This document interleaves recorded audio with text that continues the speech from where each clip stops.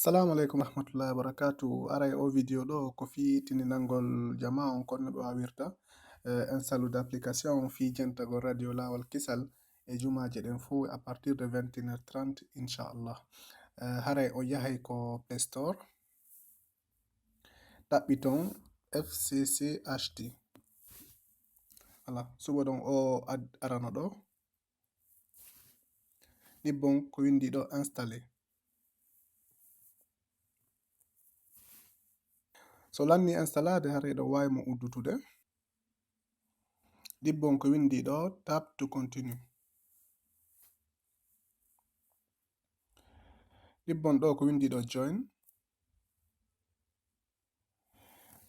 Windon o numéro ɗo 712 775 70 35. Haray ko o numéro ɗo waɗa ton ko no woyder aduna on ko numéro ɗo waɗa ton.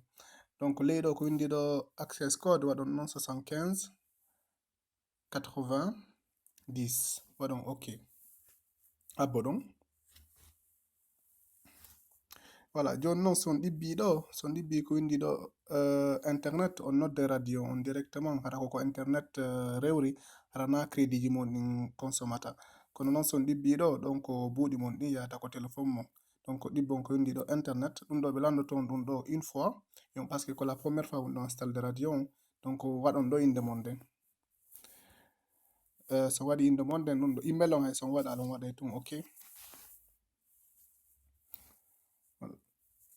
Voilà, ɗo joni radio on o installike haray ɗo ni ɗo connectade ɗon jentade ɗo ni radio on.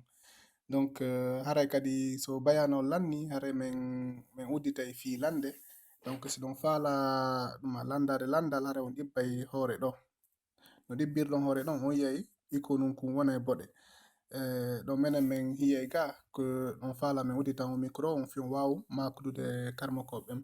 Donc so micro ko so kumbuɗe on ɗo ɗanike ça veut dire que micro mo on udditike normalement kadi ko ɓe wolay.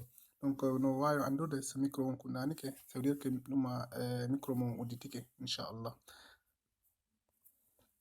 Donc mi réexplique fi ɗum tun so installe mo fof so artoyi ko ɗibbo tun hoore numéro on ɗo waɗon join ɗibbon ko internet haray on wawa jentade directement inchallah. Voilà, so tawi on wawata kadi installe de application on tawi ɗon mari téléphone suudu iɗon wawi noddude ɗi numéro ji ɗo daron par rapport ko leydi ko wonɗon non noddon numéro on normalement tawi nder leydi mon ni ko gratuit haray kadi ko gratuit noddoton.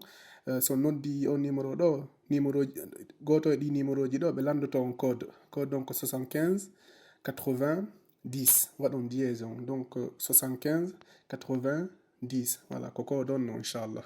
Assalamu alaikum warahmatullahi wabarakatuh. Laawol kisal ko laawol peewal e ɓantal.